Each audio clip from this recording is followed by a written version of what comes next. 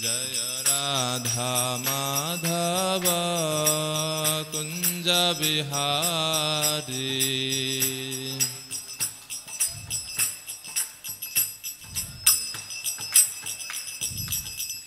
जय श्री श्री राधा माधव की, जगत गुरु श्रील प्रभुपाद की। ओम अज्ञानतिमिरान्धस्य ज्ञानाञ्जनशलाकया चक्षुरुन्मीलितं येन तस्मै श्रीगुरवे नमः।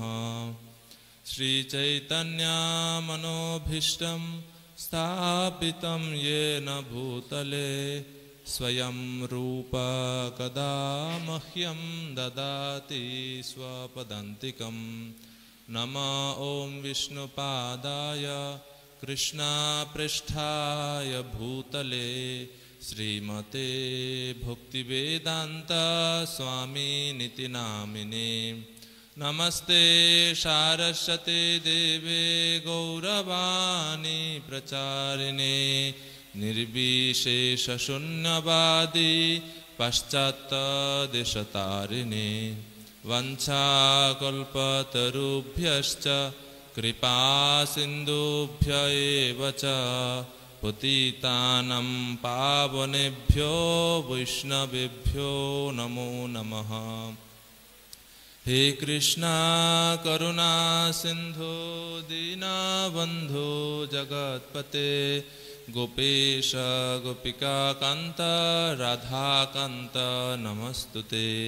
तप्त कांचन गौरांगी राधे वृंदावनेश्वरी वृषभानुसुते देवी प्रणमामि हरिप्रिये।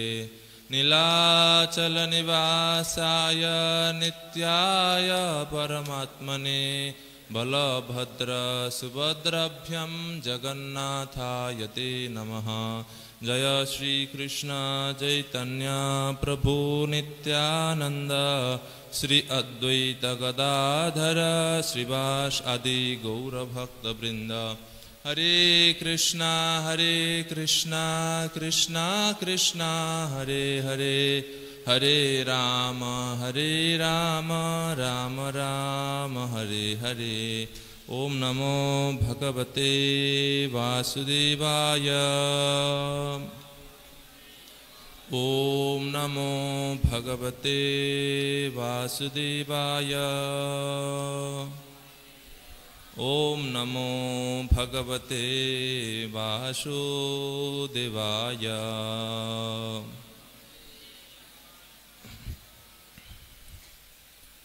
हरे कृष्ण हरे कृष्ण। तो रथयात्रा उपलक्षे আমরা চৈতন্য চরিতামৃত থেকে পাঠ করছি ভাগবতমের পরিবর্তে। তো আজকে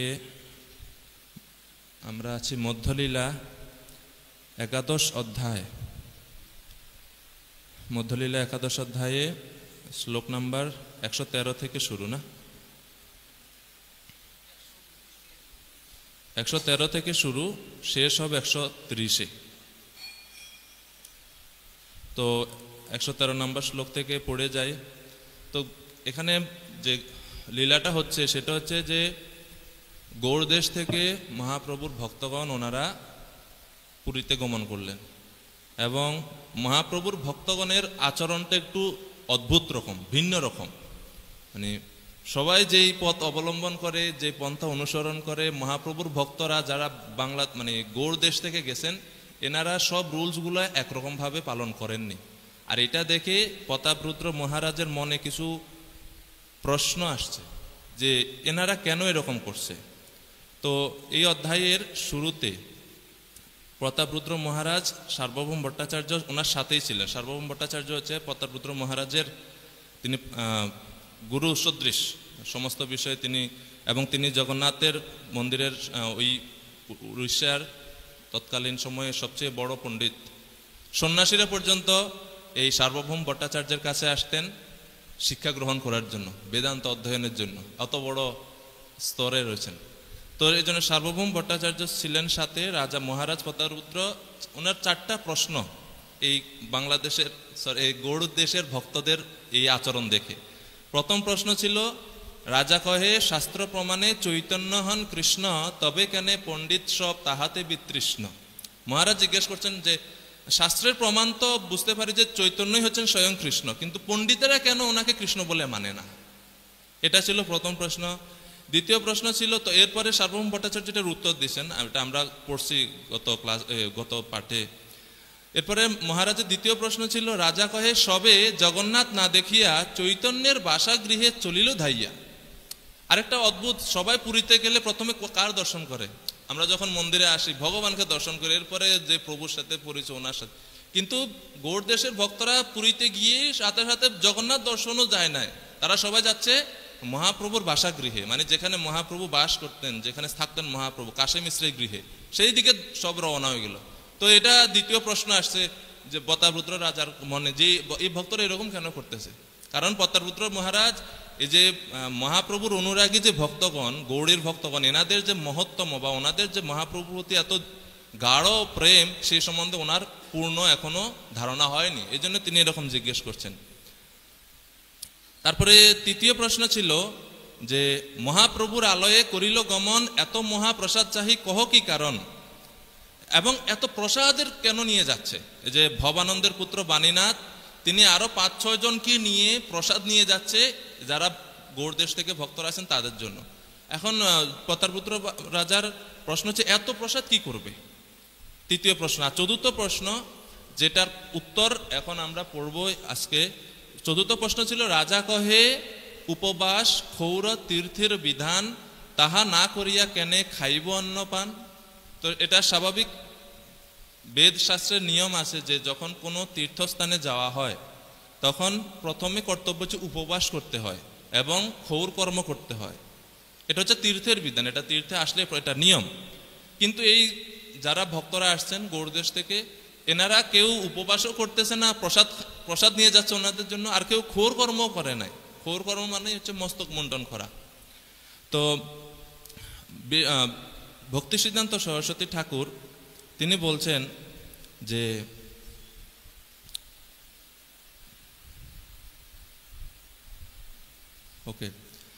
তীর্থে গমন করে পাপ বিনাশের জন্য পূর্ব দিবসে সংযম করে পর দিবস উপবাস করা কর্তব্য। কারণ স্বাভাবিকভাবে যারা জড়জাগতিকভাবে জীবনযাপন করে প্রতিদিনই বিভিন্ন পাপ কর্মে লিপ্ত থাকে না?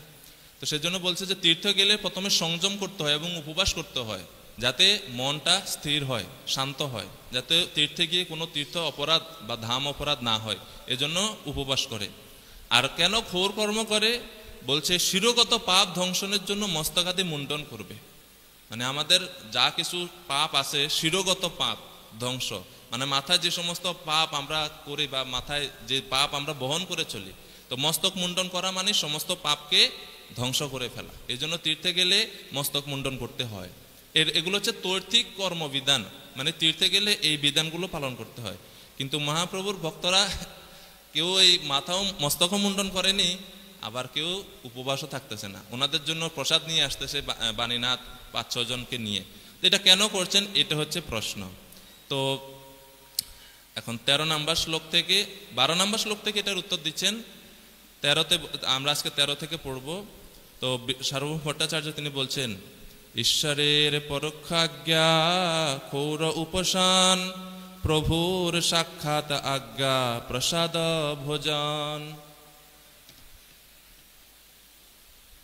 ঈশ্বরের পরোক্ষ আজ্ঞা ক্ষৌর উপসন। তো সার্বভৌম ভট্টাচার্য উত্তর দিচ্ছে যে এই যে শাস্ত্রের বর্ণনা আছে যে তীর্থে গেলে উপবাস করতে হয় এবং ক্ষৌর কর্ম করতে হয়, এটা হচ্ছে ঈশ্বরের পরোক্ষ আজ্ঞা, এটা হচ্ছে ভগবানের পরোক্ষ আজ্ঞা, যেটা ঋষিগণ কর্তৃক বেদে নির্দিষ্ট করা আছে। কিন্তু প্রভুর সাক্ষাৎ আজ্ঞা প্রসাদ ভোজন, কিন্তু চৈতন্য মহাপ্রভু স্বয়ং তিনি এখানে উপস্থিত আছেন এবং ওনার সরাসরি নির্দেশ হচ্ছে প্রসাদ ভোজন। ভক্তদেরকে তিনি বলছেন প্রসাদ গ্রহণ করার জন্য। তো মহাপ্রভুর সাক্ষাৎ আজ্ঞা অনুসরণ না করে ভক্তরা কি পরোক্ষ আজ্ঞা অনুসরণ করবে? এই জন্য পরের শ্লোকে বলছে, তাহা উপবাস যাহা নাহি মহাপ্রসাদ, প্রভু আজ্ঞা প্রসাদ ত্যাগে হয় অপরাধ। যেখানে মহাপ্রসাদ নেই সেখানেই উপবাস করতে হয়, কিন্তু ভগবান নিজে যখন প্রসাদ গ্রহণ করতে বলছেন তখন সেই প্রসাদ যদি ত্যাগ করা হয় তাহলে অপরাধ হয়। মহাপ্রভু স্বয়ং নির্দেশ এটা যে প্রসাদ গ্রহণ করতে, তো সেজন্য এই আদেশ যদি ত্যাগ করা হয় তাহলে সেটা অপরাধ হবে। প্রভু আজ্ঞা প্রসাদ ত্যাগে হয় অপরাধ। তো এখন শাস্ত্রে কোথায় বর্ণনা করা আছে যে তীর্থে গেলে ক্ষৌর কর্ম বা উপবাস করতে হয়? তো শব্দকল্প দ্রুম, এটা হচ্ছে স্কন্দ পুরাণে বর্ণনা করা আছে কাশী খণ্ডে, তীর্থ উপবাস কর্তব্য শিরসা মুন্ডনম তথা। তীর্থ উপবাস কর্তব্য শিরসা মুন্ডনম তথা, অর্থাৎ তীর্থে গেলে উপবাস করা কর্তব্য আত্মসংযমের জন্য, এবং শিরসা মুন্ডনম তথা। শিরসা মুন্ডনম মানে শির বা মস্তক মুন্ডন করতে হয়, স্কন্দ পুরাণে বর্ণনা করা আছে। এবং খুর শব্দ থেকে এই ক্ষৌর শব্দের উৎপন্ন হয়, যেহেতু খুর দিয়ে মস্তক মুন্ডন করে, আমরা ভক্তরা খুর দিয়ে করি না, তো খুর থেকে এই যে ক্ষৌর কর্ম এই শব্দটা আসছে খুর থেকে। এটা হচ্ছে তীর্থের বিধান। তো কেন আত্মসংযম করতে হয়? এই জন্য 112 নম্বর শ্লোকে তাৎপর্য বলছে যে বৈদিক শাস্ত্রবিধি অনুসারে তীর্থস্থানে যাওয়ার আগে ব্রহ্মচর্য পালন করতে হয়। প্রভুপাদ ব্যাখ্যা করছে সাধারণ মানুষ ইন্দ্রিয় তর্পণে অত্যন্ত আসক্ত এবং মৈথুন না করলে তারা রাত্রে ঘুমাতে পারে না। তাই শাস্ত্রে নির্দেশ দেওয়া হচ্ছে তীর্থক্ষেত্রে যাওয়ার আগে সাধারণ মানুষের ব্রহ্মচর্য পালন করা উচিত। এজন্যই উপবাস এবং সংযম এই সমস্ত কিছু, এই হচ্ছে নির্দেশ। তো এরপরে বলা হচ্ছে 115 নম্বর শ্লোক, বিশেষে শ্রীহস্তে প্রভু করে পরিবেশন, এত লাভ ছাড়ি কোন করে উপশান। বিশেষ করে শ্রী চৈতন্য মহাপ্রভু যখন নিজের হাতে সেই প্রসাদ পরিবেশন করছেন তখন সেই পরম সৌভাগ্য ত্যাগ করে কে আর উপোসন করবে, কে আর উপবাস পালন করবে? কেউ উপবাস করবে না। এই জন্য সমস্ত ভক্তরা উপবাস পালন না করে সবাই প্রসাদ ভোজন করতে গেলেন।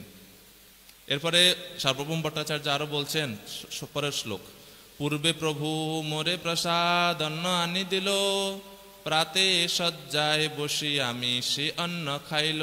সার্বভৌম ভট্টাচার্য বলছেন যে পূর্বে এরকম একবার ঘটনা ঘটছে যে আমি মহাপ্রভু স্বয়ং আমাকে প্রসাদ অন্ন এনে দিলেন, আর প্রাতে ভোরবেলায় শয্যায় বসি, বিছানার উপর বসে আমি সেই প্রসাদ গ্রহণ করছি। এই বর্ণনা আছে চৈতন্য চরিতামৃতের মধ্যলীলায় এই মহাপ্রভুর সাথে সার্বভৌম ভট্টাচার্যের এই সংলাপ হয়। স্বভাবত সার্বভৌম ভট্টাচার্য হচ্ছে বৈদিক বেদনিষ্ঠ, বেদের বিধিবিধান অনুসরণ করে তিনি সমস্ত কর্তব্য পালন করতেন। তো বেদের বর্ণনা অনুযায়ী যখন ঘুম থেকে উঠে প্রথম কর্তব্য দন্ত ধাবন, মানে দাঁত পরিষ্কার করতে হয়। এরপরে স্ববস্ত্রে যে কাপড় পরে আমরা ঘুমাই সেই কাপড় সহ স্নান করতে হয়, স্নান করে সন্ধ্যা বন্দনা করতে হয়, ব্রাহ্মণদের কর্তব্য। এরপরে ভগবানের পূজা আদি করে এরপরে প্রসাদ। কিন্তু ঘটনা ঘটছে একদিন এইভাবে, যখন মহাপ্রভুর সাথে সার্বভৌম ভট্টাচার্যের কথোপকথন হয়। সার্বভৌম ভট্টাচার্য বেদান্ত শিক্ষা দেওয়ার জন্য মহাপ্রভুকে ডাকছেন, মহাপ্রভু বসে বসে বেদান্ত শুনলেন। এরপরে সার্বভৌম ভট্টাচার্যের ব্যাখ্যার মধ্যে যে সমস্ত ভুল ছিল এগুলো আলোচনা হলো। এরপরে একদিন ঘটনা মধ্যলীলা 6ষ্ঠ অধ্যায়ে বর্ণনা আছে।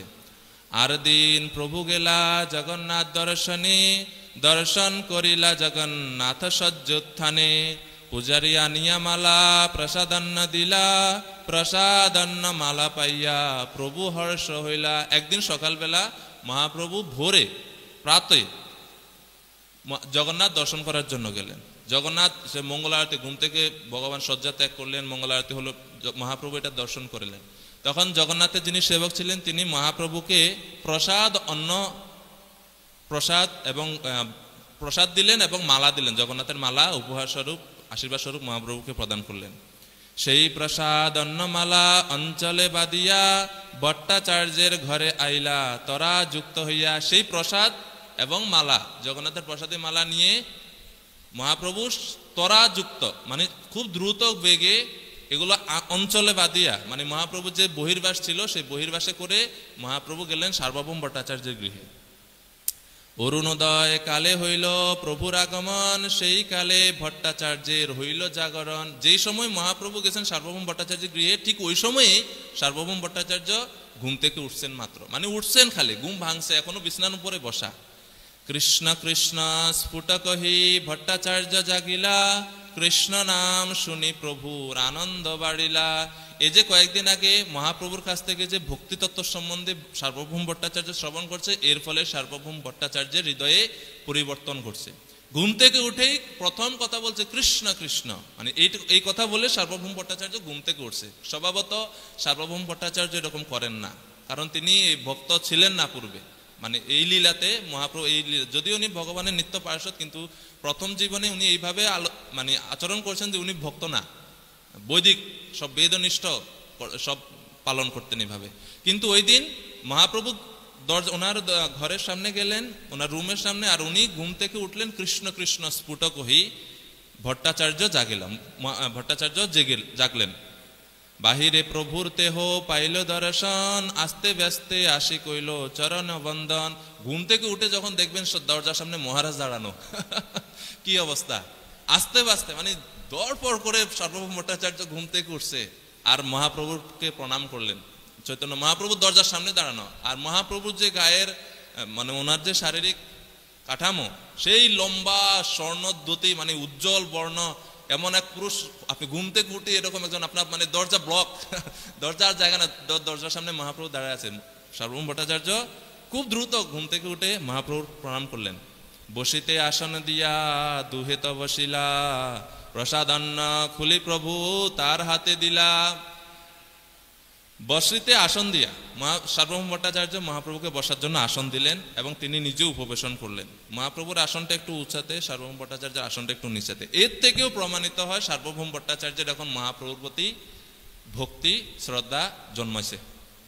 এখন ওই যে অঞ্চলে বেদে মানে উত্তরী করে মহাপ্রভু যে প্রসাদ এবং প্রসাদী মালা, জগন্নাথের মালা আনছেন, সেটা এখন তিনি খুললেন। প্রসাদান্ন পাইয়া ভট্টাচার্যের আনন্দ হইল, স্নান সন্ধ্যা দন্ত ধাবন যদ্যপি না কইল। এই প্রসাদ পেয়ে মহাপ্রভু স্বয়ং প্রসাদ দিছে, নিজ হাতে প্রসাদ নিয়ে আসছেন। এই প্রসাদ পেয়ে সার্বভৌম ভট্টাচার্যের হৃদয়ে অনেক আনন্দ হলো এবং স্নান সন্ধ্যা বন্দন দন্ত ধাবন কিচ্ছু করেন নাই। চৈতন্য প্রসাদে মনের সব জাড্য গেল, এই শ্লোক পড়ি অন্ন বক্ষণ করিল। মহাপ্রভুর কৃপাতে, মা চৈতন্য প্রসাদে সার্বভৌম ভট্টাচার্যের মনের সমস্ত সংশয়, সমস্ত বন্ধন মুক্ত হয়ে গেল এবং একটা শ্লোক বলে তিনি সেই প্রসাদ আহার করা, ভোজন করা শুরু করলেন। যদিও তিনি এখনো স্নান করেননি, দাঁত পরিষ্কার করেননি, সন্ধ্যাবন্দন কিচ্ছু করেননি। কি শ্লোক সেটা? পদ্মপুরাণ থেকে এই শ্লোক সার্বভৌম ভট্টাচার্য বলছে যে মহাপ্রসাদ যখন সামনে আসে, প্রসাদের মহিমা বলছে, মহাপ্রসাদ যখন সামনে আসে, শুষ্কম পরিয়ুষিতম বাপি নিতম বা দূরদেশত প্রাপ্তিমাত্রেণ ভোক্তব্যম নত্র কাল বিচারণা। অর্থাৎ প্রসাদ যদি শুকিয়ে যায়, জয় শ্রী শ্রী রাধা মাধব কি যায়, প্রসাদ যদি শুকিয়ে যায় বা একটু নষ্ট হয়ে যায়, পরিয়ুষিতম মানে নষ্ট হয়ে যায়, অথবা কেউ যদি দূর দেশ থেকে, অনেক দূর থেকে প্রসাদ নিয়ে আসছে, সেই প্রসাদও যদি হয়, সেই বাহ্যিক গুণ না দেখে প্রাপ্তি মাত্রেণ ভোক্তব্যম, পাওয়া মাত্রই প্রসাদ ভোজন করা উচিত। না অত্র কাল বিচারণা, সেই সময় এই প্রসাদ গ্রহণের সময় কাল বিচার করতে না যে এখন তো সন্ধ্যার সময়, এখন প্রসাদ খাওয়া যাবে না, বা এখন তো আমি সূচি না, এখন আমি প্রসাদ খেতে পারবো না। প্রসাদের মাহাত্ম অতটুকু। এরপরে বলছে ন দেশ নিয়মস্তত্র ন কাল নিয়মস্তথা প্রাপ্তম অন্নম দ্রুতম সৃষ্টই ভোক্তব্যম হরি অব্রবীত। ভগবান শ্রীহরি বলছেন এটা যে ন দেশ নিয়ম, দেশ মানে যে স্থান বিচার নাই, ন নিয়ম, নিয়ম কোনো বিধি নিয়ম নাই, ন কাল সময়েরও বিচার নাই, প্রাপ্তম অন্নম দ্রুতম সৃষ্টই, প্রাপ্ত মাত্রই, প্রসাদ পাওয়া মাত্রই দ্রুত সেটা ভোজন করা উচিত, সেই প্রসাদ সেবা করা উচিত, ভোক্তব্যম ভোজন করা উচিত। আর যখন সার্বভৌম ভট্টাচার্য এইভাবে ভগবানের মহাপ্রভু নিবেদিত প্রসাদ সাথে সাথে ভোজন করলেন, বেদের নির্দেশ লঙ্ঘন করে, তথাকথিত যে ব্রাহ্মণদের যে স্বাভাবিক যে রীতি, সেটা লঙ্ঘন করে যখন সার্বভৌম ভট্টাচার্য গ্রহণ করলেন, মহাপ্রভু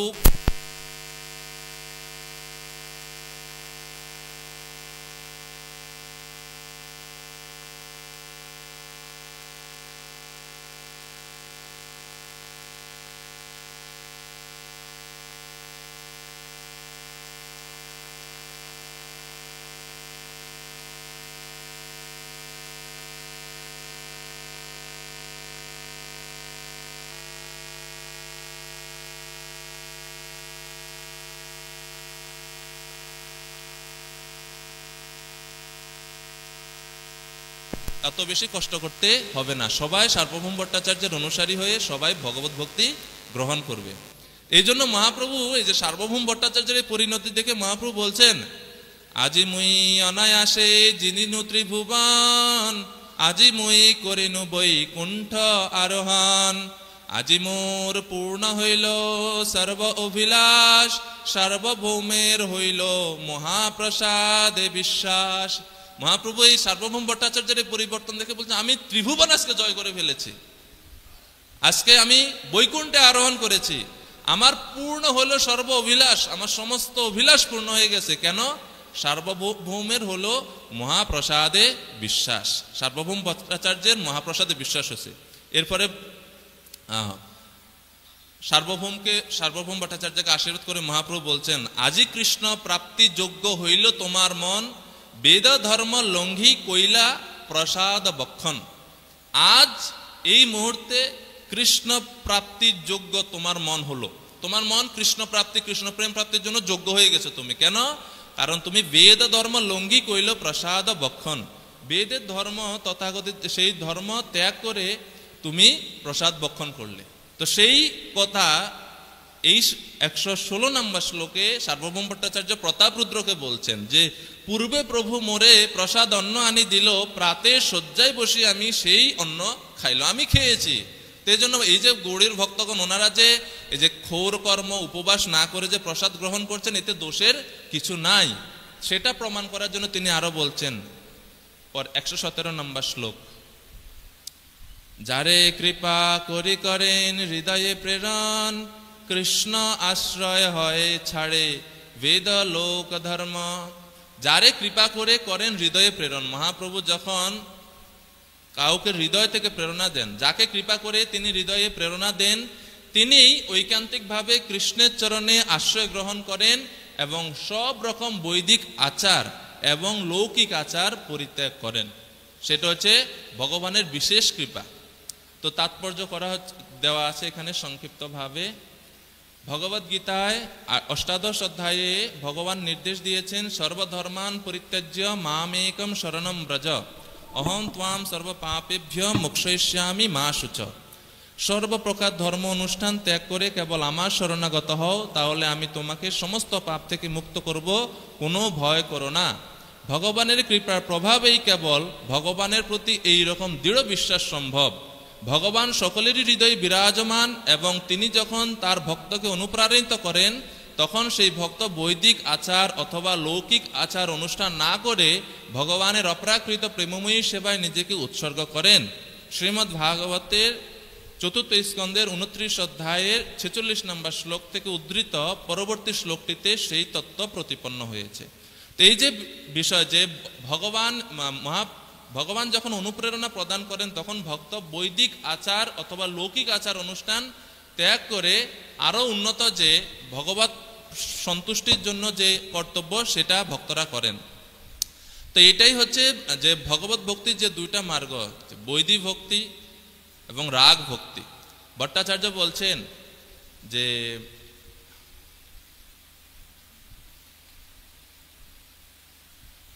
112 নম্বর শ্লোকে প্রতাপ রুদ্রকে বলছে যে, ভট্ট কহে তুমি যেই কহ সেই বিধি ধর্ম, এই রাগ মার্গ আছে সূক্ষ্ম ধর্ম মর্ম। এই শ্লোক খুব গুরুত্বপূর্ণ। তুমি যেই কহ সেই বিধি ধর্ম, হে প্রতাপ রুদ্র মহারাজ, আপনি যে নিয়মের কথা বলছেন, তীর্থে এসে উপবাস ক্ষৌর কর্ম, এটা হচ্ছে বিধি ধর্ম। কিন্তু মহাপ্রভু যে ভক্তগণ এনারা সবাই অবস্থিত, ওনারা আছেন সবাই রাগ মার্গে, এবং রাগ মার্গের একটা সূক্ষ্ম ধর্ম মর্ম, একটা সূক্ষ্ম ধর্ম আছে যেটা বিধি মার্গে বোঝা যায় না। কি সেই বিধি মার্গ এবং রাগ মার্গ? তো ভক্তিরসামৃত সিন্ধুতে রূপ গোস্বামী ব্যাখ্যা করছেন যে বিধি মার্গ কি, রাগ মার্গ কি এবং কে এই রাগ মার্গের অধিকারী, সে সম্বন্ধে বলছে, वेदानां विहिता वैधि चतुष्षष्टि क्रमेषु च व्रजस्थाने स्वस्वभाव सराग कथ्यते बुधै यत्र रागानवाप्तत्वात् प्रवृत्तिरुपजायते शासने नैव शास्त्रस्य सा वैधि भक्तिरुच्यते। वैधि भक्तिटा की? केवल शास्त्रेर शासन भये যখন আমরা ভগবত ভক্তিতে যুক্ত হই, শাস্ত্রের বিধিনিষেধ অনুসরণ করে, যেহেতু শাস্ত্রে বর্ণনা করা আছে, সেই শাস্ত্রের বিধির ভয়ে শাস্ত্রবিধি আমরা না মানলে পাপ হবে, এই চিন্তা করে যখন আমরা শাস্ত্রের বিধিসমূহ বা ভক্তির যে অঙ্গগুলো পালন করি, সেটা হচ্ছে বৈদিক ভক্তি।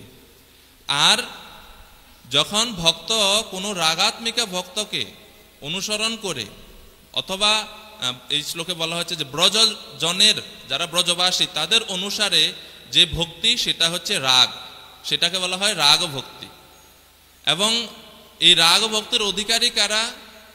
রাগাত্মিকৈক নিষ্ঠায়ে ব্রজবাসী জনাদয় তেষাম ভাবাপ্তয়ে লুব্ধ ভবেত তত্র অধিকারবান। কেবল ব্রজবাসীগণই রাগাত্মিকা ভক্তিতে স্থির আছেন। ওনার ব্রজবাসীদের যে ভক্তি, সেটা হচ্ছে রাগাত্মিকা ভক্তি। আর সেই গণের ভাব প্রাপ্তির জন্য যার লুব্ধ চিত্ত, মানে যার চিত্তে খুব তীব্র আকাঙ্ক্ষা ব্রজবাসীদের অনুসরণ করে ভক্তি করার, তিনি রাগানুগা ভক্তিতে অধিকারী, তিনি রাগানুগা ভক্তি অনুসরণ করার বা সেই রাগানুগা ভক্তি পালন করার যোগ্য, যার হৃদয়ে স্বতঃস্ফূর্ত আকর্ষণ জন্মাইছে ব্রজবাসীদের অনুসারে ভক্তি করার। তখন রাগানুগা স্তরের ভক্ত শাস্ত্রের নির্দেশ অনুসারে সমস্ত কিছুই করেন, কিন্তু তার অনুপ্রেরণাটা শাস্ত্রে বলা আছে এই কারণে না, তিনি নির্দিষ্ট কোনো ব্রজবাসীকে অনুসরণ করে স্বতঃস্ফূর্তভাবে তিনি ভক্তির অঙ্গগুলো পালন করে। এবং এই রাগানুগা ভক্তির একটা বিশেষ বৈশিষ্ট্য আছে যে এই স্তরে ভক্ত দুঃখম অপি অধিকম চিত্তে সুখত্বে নৈব বর্ততে যদস্তু প্রণয়োৎকর্ষ স রাগ ইতি কথ্যতে। এই রাগ মার্গের ভক্তের বৈশিষ্ট্য হচ্ছে অধিক দুঃখকে মনমধ্যে দুঃখ বলে গণ্য করে না। প্রচুর কষ্ট, কিন্তু সেই দুঃখকে ভক্ত দুঃখ বলে গণে না, মানে ভক্তরা গণনা করে না। তারা এই রাগ মার্গে ভক্তদের একটাই লক্ষ্য, যে কিভাবে কৃষ্ণকে সন্তুষ্ট করা যায়। কৃষ্ণের সন্তুষ্টির জন্য বেদের নির্দেশের বিপরীতে কার্য করতে প্রস্তুত থাকে। এই হচ্ছে রাগানুগা ভক্তগণের বিশেষ বৈশিষ্ট্য। আর এই জন্য যেহেতু এই মহাপ্রভুর ভক্তগণ এনারা সবাই রাগ মার্গে স্থিত আছেন, এই জন্য যে বেদের যে সাধারণ নির্দেশ, তীর্থের কর্তব্য, উপবাস, খোর কর্ম, এগুলো না করেই ভক্তরা মহাপ্রভুকে দর্শন করার জন্য যাচ্ছে এবং মহাপ্রভুর আদেশে ওনারা সবাই প্রসাদ গ্রহণ করছে। এবং চৈতন্য মহাপ্রভু এই রাগ মার্গ ভক্তি প্রচার করার জন্য এবং শিক্ষা দেওয়ার জন্য তিনি এই জগতে অবতীর্ণ হলেন। এই জন্য চৈতন্য চরিতামৃতে একাধিক স্থানে বর্ণনা করা আছে যে বৈদিক ভক্তির দ্বারা কৃষ্ণ প্রেম প্রাপ্ত হওয়া যায় না।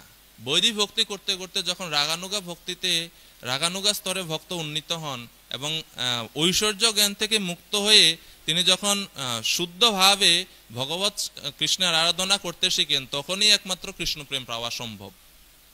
এইভাবে চৈতন্য চরিতামৃতে বর্ণনা করা আছে।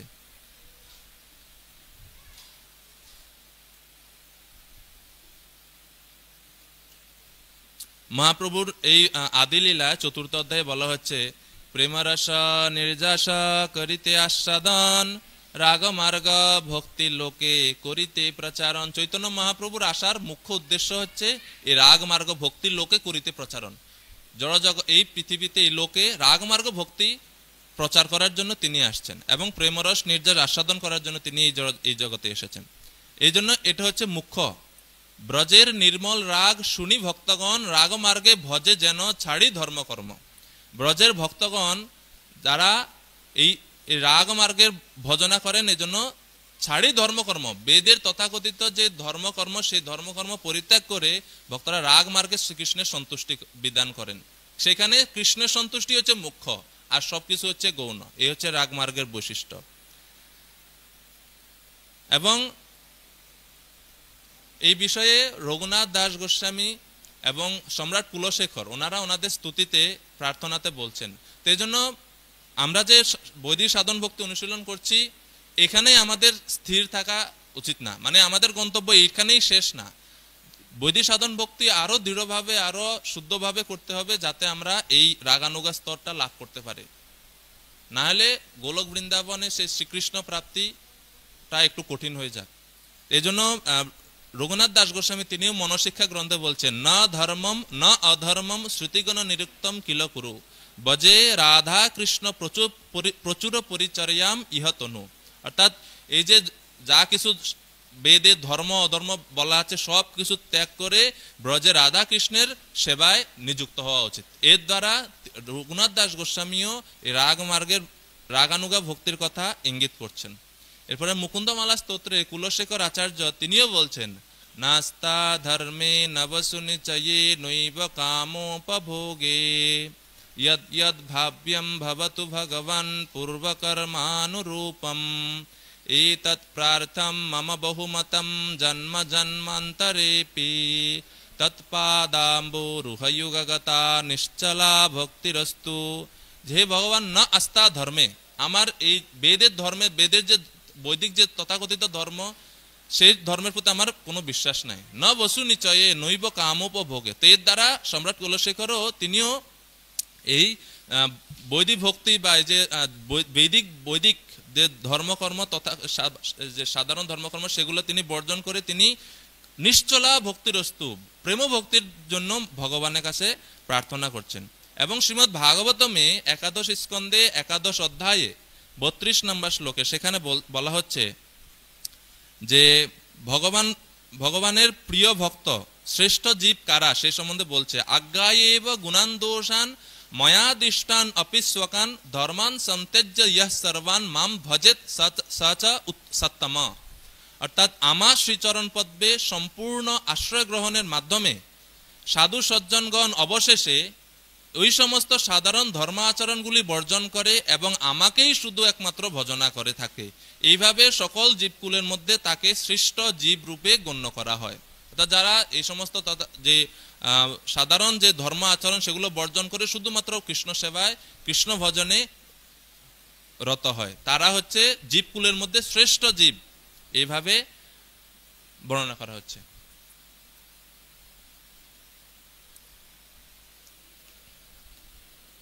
একশো 18 নম্বর শ্লোক। তো সার্বভৌম ভট্টাচার্য সেই রাগমার্গ বা যে ভক্তরা লৌকিক ধর্ম ত্যাগ করেন সেই সম্বন্ধে প্রমাণ দেওয়ার জন্য ভাগবতের শ্লোক উদ্ধৃতি করছেন, यदायम अनुगृह्णाति भगवान् आत्मभावित स जहाति मतिम लोके वेदे च परिनिष्ठताम। কেউ যখন হৃদয়ে বিরাজমান ভগবানের দ্বারা অনুপ্রাণিত হন তখন তিনি সব রকম লৌকিক ব্যবহার এবং বৈদিক কর্ম অনুষ্ঠানের অপেক্ষা ত্যাগ করেন। তো তাৎপর্য প্রভুপাদ ব্যাখ্যা করছেন যে নারদ মুনি মহারাজ প্রাচীন বৈদিকে পুরঞ্জনের উপাখ্যান বর্ণনা করে এই নির্দেশটি দিয়েছেন। পরমেশ্বর ভগবানের কৃপা ব্যতীত কেউই কর্মকাণ্ডের দুর্গতি থেকে মুক্ত হতে পারেন না। নারদ মুনি উল্লেখ করেছেন যে ভগবানের কৃপা ব্যতীত ব্রহ্মা, রুদ্র, মনু, দক্ষ আদি প্রজাপতি, চতুর্সেন, মরিচি, অত্রি, অঙ্গিরা, পুলস্ত, পুলহ, ক্রতু, ভৃগু, বশিষ্ঠ এবং তিনি স্বয়ং কেউই ভগবত তত্ত্বজ্ঞান লাভ করতে পারেনি। তো ভগবানের কৃপা দরকার, ভগবানের কৃপার ফলেই এই রাগ মার্গে ভক্ত আসতে পারে এবং তার ফলে তিনি সমস্ত বৈদিক কর্ম অনুষ্ঠান এবং লৌকিক ব্যবহার ত্যাগ করে। এই পর্যন্ত এভাবে বলছে। এরপরে 119 নম্বর শ্লোক, আমাদের 130 পর্যন্ত পড়তে হবে। তবে রাজা অট্টালিকা হইতে তলে তাইলা কাশী মিশ্র পরিচা পাত্র দুহে আনাইলা। তখন তারপর মহারাজ প্রতাপরুদ্র অট্টালিকার উপর থেকে নেমে এলেন এবং কাশী মিশ্র ও পরিচাকে ডাকালেন। তো প্রতাপরুদ্র এত সময় প্রাসাদের উপরে ছিলেন সবাইকে দেখার জন্য, এখন তিনি নিচে আসলেন এবং কাশী মিশ্রকে ডাকলেন। 120 এবং 21 নম্বর শ্লোক। প্রতাপরুদ্র আজ্ঞা দিল সেই দুইজনে প্রভু স্থানে আসিয়াছেন যত প্রভুর গণে সবারে স্বচ্ছন্দ বাসা স্বচ্ছন্দ প্রসাদ স্বচ্ছন্দ দর্শন করাই হ নহে জনবাদ।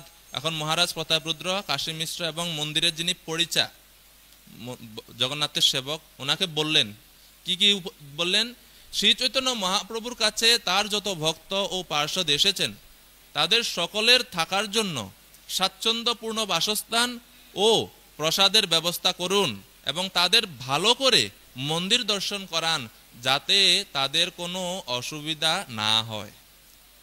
সরাসরি নির্দেশ দিলেন যে তাদের থাকতে যাতে কোনো অসুবিধা না হয়, প্রসাদের যাতে কোনো অসুবিধা না হয় এবং দর্শন করতে যাতে কোনো অসুবিধা না হয়। আপনি কৃপা করে সব ঠিকভাবে ব্যবস্থা করুন। প্রভুর আজ্ঞা পালিহ দুহে সাবধান হইয়া, আজ্ঞা নহে তবু করিহ ইঙ্গিত বুঝিহা। চৈতন্য মহাপ্রভুর আদেশ আপনারা ভালোভাবে পালন করবেন। যদি তিনি আদেশ নাও দেন তবুও ইঙ্গিত বুঝে তার যা প্রয়োজন তা সব সরবরাহ করবেন। বলছেন যে হয়তো মহাপ্রভু অনেক সময় কিছু নাও বলতে পারে, তো ওনার ইঙ্গিত বা ওনার মনোভাব বুঝে আপনারা সেই কাজগুলো করবেন। আপনাদের সমস্ত কিছু করার অনুমতি আছে, আপনারা করবেন যা কিছু, যাতে মহাপ্রভু যারা ভক্তগণ আসছেন তাদের যাতে কোনো অসুবিধা বা কষ্ট না হয়। এত বলি বিদায় দিল সেই দুইজনে, সার্বভৌম দেখিতে আইল বৈষ্ণব মিলনে। এই বলে রাজা প্রতাপরুদ্র দুইজনকে বিদায় দিলেন। দুইজনকে বলতে কাশী মিশ্র এবং পরিচাকে, যা আপনারা যান। আর এইদিকে সার্বভৌম ভট্টাচার্য বৈষ্ণবদের সঙ্গে চৈতন্য মহাপ্রভুর মিলন দেখতে এলেন। 124 গোপীনাথ আচার্য ভট্টাচার্য সার্বভৌম, দূরে রহি দেখে প্রভুর বৈষ্ণব মিলন। তো গোপীনাথ আচার্য, সার্বভৌম ভট্টাচার্য ওনারা দূর থেকে বৈষ্ণবদের সঙ্গে চৈতন্য মহাপ্রভুর মিলন দেখতে লাগলেন দূর থেকে। আর ভক্তরা কিভাবে মহাপ্রভুর দিকে, মহাপ্রভুর সাথে সাক্ষাৎ করার জন্য যাচ্ছেন এখন সেটা বর্ণনা করা হচ্ছে 125 এবং 126 নম্বর শ্লোক। সিংহদ্বার ডাহিনে ছাড়ি সবে বৈষ্ণবগণ, কাশী মিশ্র গৃহপথে করিলা আগমন। সমস্ত বৈষ্ণবেরা তারা সিংহদ্বার ডাহিনে রাখি, মানে ডান দিকে সিংহদ্বারকে রেখে, মানে সিংহদ্বারে আর প্রবেশ করে না, জগন্নাথ মন্দিরে প্রবেশ না করে সবাই যাচ্ছে কাশী মিশ্র গৃহপথে, কাশী মিশ্রের গৃহের দিকে যাচ্ছেন, কেননা সেখানে মহাপ্রভু আছেন। হেনকালে মহাপ্রভু নিজ গণ সঙ্গে বৈষ্ণবে মিলিলা আসি পথে বহুরঙ্গে। সিংহদ্বারকে দক্ষিণে রেখে সমস্ত বৈষ্ণবগণ কাশী মিশ্রের গৃহের দিকে চললেন। সেই সময় চৈতন্য মহাপ্রভু তার পার্শ্বদের সঙ্গে নিয়ে মহা আনন্দে পথে বৈষ্ণবদের সঙ্গে এসে মিলিত হলেন। তো মহাপ্রভু আর অপেক্ষা করছেন না ঘরে বসে যে ভক্তরা আসবে আমি তাদের সাক্ষাৎ করব। মহাপ্রভু আনন্দে ওনার যারা সেই নীলাচলের পার্শ্বদগণ আছেন তাদেরকে নিয়ে মহাপ্রভু বের হয়ে আসছেন এই গৌড়ের ভক্তদের স্বাগত জানার জন্য। তো পথে সাক্ষাৎ হয়েছে, কাশী মিশ্রের গৃহ পর্যন্ত যাওয়া লাগেনি, পথেই মহাপ্রভুর সাথে ওনাদের সাক্ষাৎ হয়। এটা ইঙ্গিত, এটা প্রকাশ করে যে মহাপ্রভু তার ভক্তদের মধ্যে কত অন্তরঙ্গ সম্পর্ক। ভক্তদেরকে স্বাগত জানানোর জন্য তিনি স্বয়ং বের হয়ে আসছেন ভক্তদেরকে আপ্যায়ন করার জন্য, অভ্যর্থনা জানানোর জন্য। 127 এবং 128 অদ্বৈত করিল প্রভুর চরণ বন্দন, আচার্যরে কইল প্রভু প্রেম আলিঙ্গন। প্রেমানন্দে হইলা দুহে পরম স্থির, সময় দেখিয়া প্রভু হইলা কিছু ধীর। তো প্রথমেই এই যারা গৌড়ের ভক্তগণ আছেন সবার থেকে সিনিয়র হচ্ছেন অদ্বৈত আচার্য। তো এই অদ্বৈত আচার্য প্রভু প্রথমেই মহাপ্রভু চরণ বন্দনা করলেন, আর বিনিময়ে মহাপ্রভু অদ্বৈত আচার্যকে প্রেম আলিঙ্গন, মহাপ্রভুকে তিনি অদ্বৈত আচার্যকে তিনি জড়িয়ে ধরলেন। আর প্রেমানন্দে দুইজনে পরম অস্থির হয়ে পড়লেন। এই যে একজন ভক্ত আর একজন ভক্তের সাথে সাক্ষাৎ হলে এই যে একটা চিন্ময় আনন্দ, যে প্রেম আনন্দ, কৃষ্ণ প্রেম আনন্দ, সেই আনন্দে দুইজনে অস্থির অবস্থা মহাপ্রভুর এবং অদ্বৈত আচার্যের। কিন্তু সময় দেখিয়া মানে এই যে সময়ের কথা বা পারিপার্শ্বিক সেই পরিবেশের কথা বিবেচনা করে ওনারা নিজেদেরকে সম্বরণ করলেন। পরিবেশ কি, যেখানে অনেক ভক্তরা আছে, এটা রাস্তায়, ঘরের ভিতরে না। এখন যদি দুইজনে প্রেমের লক্ষণ প্রকাশ করা শুরু করে, সাধারণ যে সমস্ত পাবলিক আছে তারা ভুল বুঝবে, তারা বুঝতে পারবে না মহাপ্রভুর এবং অদ্বৈত আচার্য ঠাকুরের মাঝখানে যে এই যে প্রেমের আদান প্রদান, এটা সাধারণ মানুষ বুঝতে পারবে না। সেই জন্য সময় দেখিয়া মানে পরিবেশ বিবেচনা করে দুজনকে সংবরণ করলেন। 129 এবং 130 বোর্ডে লেখা আছে। শ্রীবাস আদি করিল প্রভুর চরণ বন্দন, প্রত্যেকে করিল প্রভু প্রেম আলিঙ্গন। একে একে সর্বভক্তে কইল সম্ভাষণ, সবা লইয়া অভ্যন্তরে করিলা আগমন। তারপর শ্রীবাস আদি সমস্ত ভক্তরা একে একে শ্রীচৈতন্য মহাপ্রভুর চরণ বন্দনা করলেন এবং মহাপ্রভু তাদের প্রত্যেককে গভীর প্রেমে আলিঙ্গন করলেন এইভাবে তিনি একে একে সমস্ত ভক্তদের সম্ভাষণ করলেন এবং তারপর সকলকে নিয়ে গৃহ অভ্যন্তরে গমন করলেন, কাশী মিশ্রের গৃহে গেলেন। এখানে আরেকটা অদ্ভুত চৈতন্য মহাপ্রভুর অদ্ভুত ঐশ্বর্য আমরা দেখতে পাই। কাশী মিশ্রের গৃহ ছোট, কিন্তু মহাপ্রভুর যারা ভক্তরা আসছে গৌড়দেশ থেকে, এই ভক্তদের সংখ্যা অধিক। এত ছোট গৃহে এত ভক্তরা ঢুকলো কেমনে? আশ্চর্য না? যে এত ছোট ঘর, সেই ঘরে এত এত এত ভক্তরা, 200-250 ভক্ত। কতজন যায় গৌড়দেশ থেকে প্রতি বছর? মনে আছে কারো সংখ্যাটা নির্দিষ্ট? 200 ভক্ত না? তো 200 ভক্ত কাশী মিশ্রের ঘরে থাকার মতো এত বড় না ঘর। তো আচার্য যখন ব্যাখ্যা করছেন এখানে যে এই হচ্ছে চৈতন্য মহাপ্রভুর ঐশ্বর্য। যেহেতু মহাপ্রভু কাশী মিশ্রের গৃহে অবস্থান করছেন, এই জন্য কাশী মিশ্রের ঘর এখন আর এই জড় জগতের অংশ না, এটা এখন চিন্ময় ধাম। আর ধামের বৈশিষ্ট্য কি? ধামও ভগবানের মতন সর্বগ অনন্ত বিভু। ভগবান এবং ভগবানের ধামের এই হচ্ছে বৈশিষ্ট্য, অনন্ত। মানে যখন যতটুক দরকার তত মানুষের জায়গা হয় ধামের মধ্যে। ধামের সীমাবদ্ধতা নাই, এমন স্থান মানে নির্দিষ্ট মাপ দ্বারা সীমাবদ্ধ করা যায় না ধামকে। তো যেহেতু এখন এত ভক্ত আসছে, কাশী মিশ্রের ছোট গৃহ এখন বৃহৎ হয়ে গেছে এবং কেউ বুঝতে পারে না যে ঘর যে বড় হয়ে গেছে। সমস্ত ভক্তরা ঠিকই কাশী মিশ্রের গৃহে প্রবেশ করতে পারছে। এই হচ্ছে মহাপ্রভুর অদ্ভুত ঐশ্বর্য, অদ্ভুত লীলা। যেহেতু মহাপ্রভু এখানে অবস্থান করছেন, সেই জন্য সেটা ধামে পরিণত হয়েছে এবং ধামের স্বভাব প্রাপ্ত হয়েছে। তো এইভাবে ব্যাখ্যা করেছে। আর এই যে এখানে আরেকটা বিষয় বলা হচ্ছে যে এই যে প্রেম আনন্দ, মহাপ্রভুর সাথে তার ভক্তদের সাক্ষাৎ হলো এবং তারা যে প্রেম আনন্দ অনুভব করলেন, এই আনন্দের কাছে সমস্ত বাদ বাকি যা জড়জাগতিক আনন্দ আছে, সমস্ত আনন্দ, সমস্ত সুখ তুচ্ছ হয়ে যায়। এজন্য এই কৃষ্ণ প্রেম আনন্দের লোভী হয়ে ভক্তরা সমস্ত বৈদিক বা লৌকিক আচার আচরণ সবকিছু ত্যাগ করেন। শাস্ত্রে বর্ণনা করেছে যে কৃষ্ণ প্রেম আনন্দ এটা কতটুক কেমন, এর বর্ণনা করে উপনিষদে বলা হচ্ছে ব্রহ্মা আনন্দ কেমন। ব্রহ্মা আনন্দের তুলনা দেওয়া হচ্ছে যে ব্রহ্ম সুখ, যেটা জ্ঞানীরা তারা মুক্ত হওয়ার পর যে ব্রহ্ম সুখ অনুভব করে, সেই সুখটা কেমন, বেদে সেই সম্বন্ধে তৈত্তরীয় উপনিষদে বলা হচ্ছে, তুলনা দিয়ে বলা হচ্ছে যে ব্রহ্ম সুখ কেমন। বলা হচ্ছে একজন মানুষ, একজন যুবক যে তার যৌবন বয়সে আছে, সুঠাম দেহের অধিকারী এবং তার অধীনে সমস্ত পৃথিবী, সমস্ত ধন তার হস্তগত, এইরকম একজন মানুষ যে আনন্দ অনুভব করে, এটাকে বলা হয় এক মনুষ্য আনন্দ। বুঝা গেছে এক মনুষ্য আনন্দটা কেমন? আমরা মানুষে জয় শ্রী শ্রী রাধা মহাদেব কি, জগন্নাথ বলদেব সুভদ্রা মহারানী কি জয়, শিল প্রপাত কি জয়। এই পৃথিবীতে মানুষ যখন কোটিপতি, মিলিনিয়ার বিলিনিয়ার হয়, তখন মানুষে কত আনন্দ না পায়। হ্যাঁ, পৃথিবীর যারা শ্রেষ্ঠ ধনী আছে। কিন্তু বলা হচ্ছে এখানে এক মানুষ্য আনন্দ কি, একজন ব্যক্তি সমগ্র পৃথিবী তার শাসনের অধীন, এই পৃথিবীর সমস্ত সম্পত্তি তার অধীনে, তার কাছে সমস্ত সম্পত্তির, এই পৃথিবীর সমস্ত সম্পত্তির মালিক এই ব্যক্তি, এবং এই ব্যক্তির বয়স যৌবন, বৃদ্ধ না। যৌবন মানে কি, জীবনটাকে সে সবচেয়ে ভালোভাবে উপভোগ করতে পারে, তার শরীরও হচ্ছে সুঠাম দেহের অধিকারী এবং সে অনেক জ্ঞানবান। এইরকম একজন মানুষ যে আনন্দ অনুভব করে, এটা হচ্ছে এক মনুষ্য আনন্দ। এরপরে বলা হচ্ছে এই এক মনুষ্য আনন্দ, যে আনন্দ, এরকম 100 মনুষ্য আনন্দ সমান এক গন্ধর্ব আনন্দ। অর্থাৎ এরকম 100 মনুষ্য আনন্দের সমান হচ্ছে এক গন্ধর্ব আনন্দ। গন্ধর্ব লোকে, গন্ধর্ববাসীরা যে আনন্দ অনুভব করে, সেটা হচ্ছে এই জড় জগতে এরকম 100 মনুষ্য আনন্দের সমান। এখন চিন্তা করেন গন্ধর্ব আনন্দটা আরো কত উন্নত, যেটা আমরা উপভোগ করার কোনো ক্ষমতা নাই। আমরা ওই লাখ টাকা বা কোটিপতি হলে কত আনন্দ বা কত সুখ আমরা অনুভব করি, কিন্তু কোথায় এখন গন্ধর্ব আনন্দ? চিন্তা করেন, এখানেই শেষ না।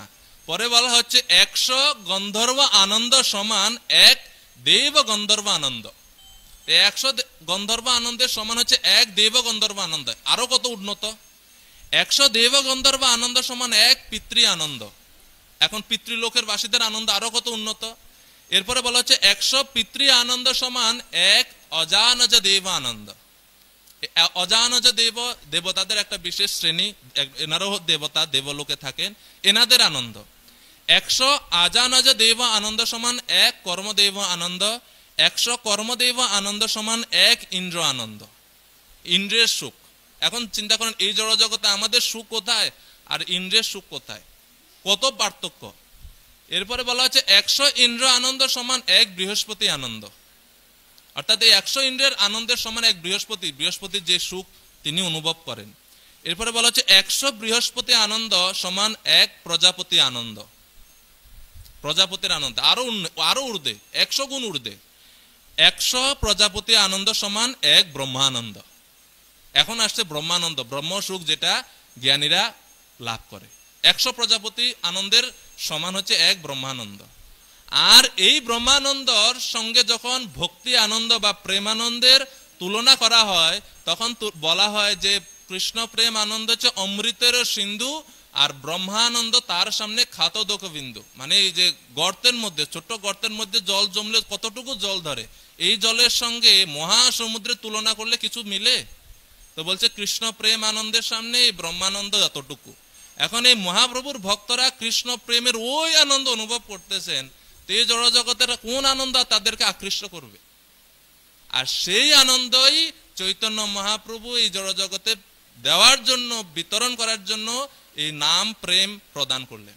এই নামের মধ্যে সেই আনন্দটাকে মহাপ্রভু লুকায় রাখছেন। এই জন্য বলা হচ্ছে চেতো দর্পণ মার্জনম ভব মহাদাবাগ্নি নির্বাপনম শ্রেয় কৈরব চন্দ্রিকা বিতরণম বিদ্যাবধূ জীবনম। পরের অংশ কি? আনন্দাম্বুধি বর্ধনম। এটা হচ্ছে এই কৃষ্ণ সংকীর্তনের প্রভাব। আনন্দ অম্বুধি বর্ধনম। কোন আনন্দ? এই প্রেম আনন্দ। এই জন্য এই হরিনাম এত বেশি, এটা হচ্ছে চৈতন্য মহাপ্রভুর বিশেষ দান। হরিনামের মাধ্যমে আমরা এই কলিযুগের জীবেরাও আমরা সেই প্রেমানন্দ অনুভব করতে পারি। তো আজকে আমরা এখানে বিশ্রাম রাখি। সবাইকে অনেক অনেক ধন্যবাদ। হরে কৃষ্ণ কৃষ্ণ কৃষ্ণ হরে হরে, হরে রাম রাম রাম হরে হরে। জয় শ্রী চৈতন্য চরিতামৃত গ্রন্থ কি, कृष्णदास कविराज गोस्वामी की, जगत गुरु श्रील प्रभुपाद की, समवेत भक्त वृंद की।